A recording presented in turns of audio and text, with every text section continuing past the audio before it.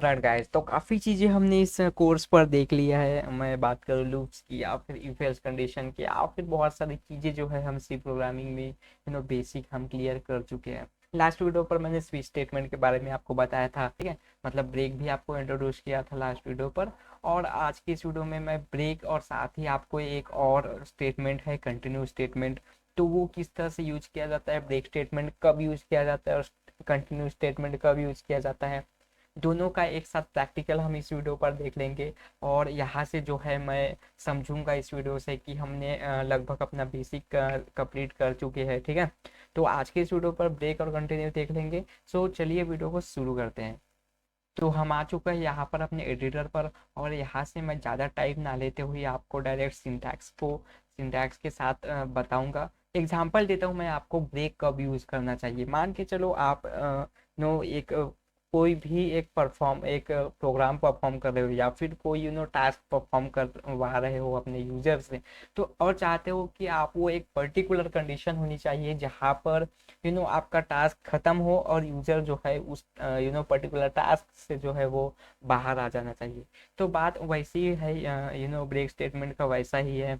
अगर particular task खत्म हो जाता है, जो भी हमने इंस्ट्रक्शन दिए हैं अपने प्रोग्राम पर, और वो टास्क खत्म हो जाता है या फिर वो इंस्ट्रक्शन खत्म हो जाता है या फिर वो पर्टिकुलर स्टेटमेंट खत्म हो जाता है, तो उसके बाद जो है वो ब्रेक स्टेटमेंट रन करेगा और आपका प्रोग्राम टर्मिनेट होना चाहिए, ठीक है। अगर मान के चलो एक एग्जांपल देता हूँ।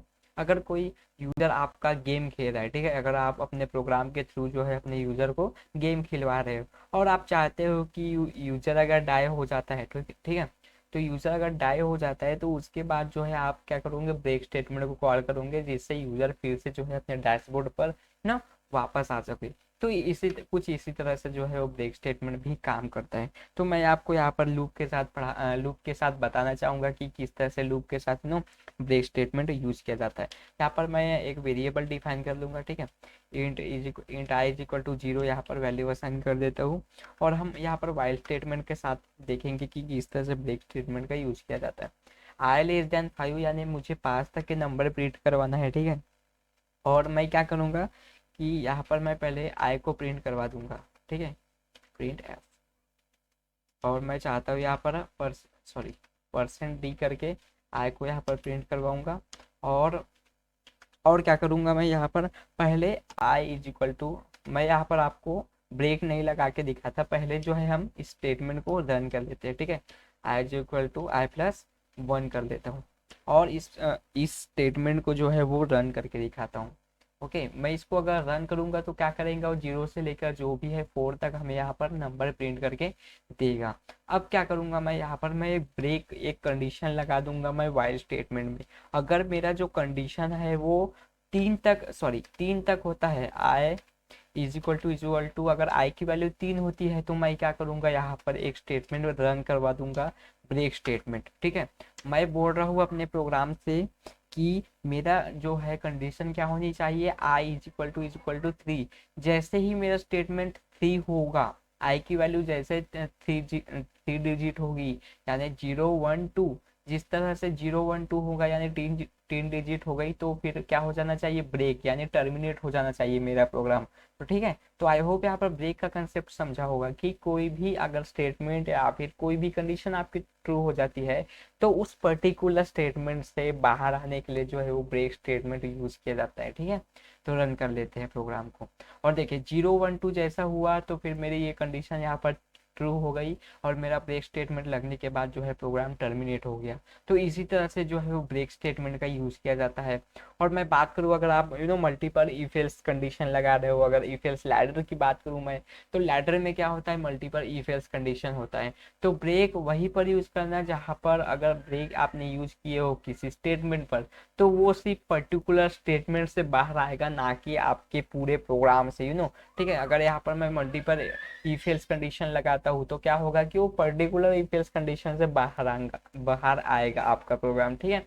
तो आई होप यहाँ पर मैं समझूंगा कि ब्रेक का कंसेप्ट आपको समझा होगा।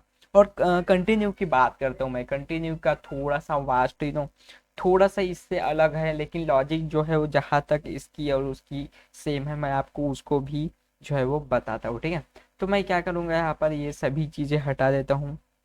ठीक है, मैं जो है उसको फॉर लूप के साथ जो है वो इंट बताता हूँ आपको। ठीक है, वाइल लूप फॉर लूप के साथ किस तरह से यूज किया जाता है। तो यहाँ पर मैं आई को एक वेरिएबल डिफाइन कर दूंगा। ठीक है, इंट आई, और एज भी एक वेरिएबल है वो डिफाइन कर दूंगा। और मैं क्या करूँगा कि एक प्रिंट करवा लूँगा, प्रिंट एफ। और प्रिंट एफ में मैं बोलूँगा कि यूजर से हम एक क्या ले लेंगे, यूजर इनपुट ले लेंगे। ठीक है, यहाँ पर हम लिख लेंगे कि enter your age, enter your age. यहाँ पर स्पेस दे देता हूँ मैं ताकि यूजर अपना इनपुट डाल सके। ओके, और क्या करूँगा मैं, स्कैनर से इनपुट ले लेंगे,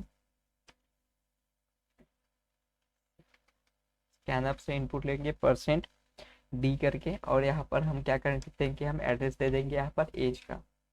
ओके, और क्या करूँगा मैं यहाँ पर फॉर लूप दे दूंगा, और फॉर लूप में मैं आई की वैल्यू डाल देता हूँ 0, और साथ ही मैं बोलूँगा कि आई की वैल्यू जो है लेस देन 10 तक प्रिंट करेंगे। और क्या करेंगे हम यहाँ पर कि आई की वैल्यू इंक्रीमेंट भी होना चाहिए। ओके, और यहाँ पर हम एक पर्टिकुलर कंडीशन यहाँ पर रन करेंगे जिससे हमारा कंटिन्यू स्टेटमेंट जो है वो रन होगा। ओके, तो मैं क्या करूँगा यहाँ पर कि अगर मेरी कंडीशन, अगर कोई यूज़र अपनी एज जो है वो 10 से ज़्यादा डालता है। ठीक है, 10 से अगर अपनी एज वो अगर ज़्यादा डालेंगे तो मैं क्या बोलूँगा, उसको कंटिन्यू कर बोलूँगा। ठीक है, यानी वो क्या करता रहेगा, चेक करते रहेगा, कंटिन्यू चेक करते रहेगा। ठीक है, अगर वो कोई यूज़र अगर 10 से कम अपनी एज डालता है तो क्या करेंगे हम वहाँ पर एक स्टेटमेंट प्रिंट करवा लेंगे, Roman is good boy, Roman is और लिखना पड़ेगा। ठीक है, Roman is a good boy यहाँ पर लिखेंगे, और ये जो रिटर्न 0 है उसको मैं जो है वो यहाँ पर रख देता हूँ। ठीक है, ताकि स्टेटमेंट जो है वो रुकना चाहिए। ओके, सो इस तरह से हमने अपने प्रोग्राम कर लिया है, और देखता हूँ मैं कि इसको रन करके देखते हैं हम कि किस तरह से ये कंटिन्यू काम करता है। तो मैं आप ओके, सो हम यहाँ पर एज डालेंगे। अगर मान के चलो यूजर अगर यू नो 10 से जो है वो ज़्यादा डाल रहा है। ठीक है, अगर मैं 10 से ज़्यादा अगर 15 डालूँ तो वो क्या करेगा, हमारा प्रोग्राम जो है वो कंटिन्यू करेगा, कोई भी स्टेटमेंट जो है वो प्रिंट नहीं करेगा। यहाँ पर मैंने एंटर किया तो उसने क्या किया, कंटिन्यू किया, कोई स्टेटमेंट प्रिंट नहीं किया है, क्योंकि हमने उसको बोले हैं कि अगर यूजर एज जो है अपनी 10 से ज़्यादा डाल रहा है तो कंटिन्यू करो, फिर से लूप पर जाओ, फिर से इटरेट करो, फिर से जो है वो चेक करो कंडीशंस। अगर अगर हमारी कंडीशन जो है इससे मैच होती है, 10 से अगर कोई यूजर अगर कम डाल रहा है अपना नंबर, तो फिर क्या करोगे आप, ये स्टेटमेंट प्रिंट करोगे। अगर मैं अपना सॉरी अगर मैं अपना एज जो है वहाँ पर, मुझे डिबगिंग स्टॉप करना पड़ेगा। ठीक है, फिर से रन करता हूँ मैं, और अगर मैंने अपना एज यहाँ पर 1 डाला हूँ, ठीक है, और एंटर करता हूँ, तो मुझे ये पर्टिकुलर स्टेटमेंट जो है वो प्रिंट होके मिलेगा। ठीक है, एक बार फिर से रन करता हूँ, और एक से ज़्यादा वैल्यू डाल लेता हूँ, या फिर मैं 5 डाल लेता हूँ। ठीक है, और ये करूँगा तो फिर मुझे एक जो है ये पर्टिकुलर स्टेटमेंट जो है वो प्रिंट करके मिलेंगी।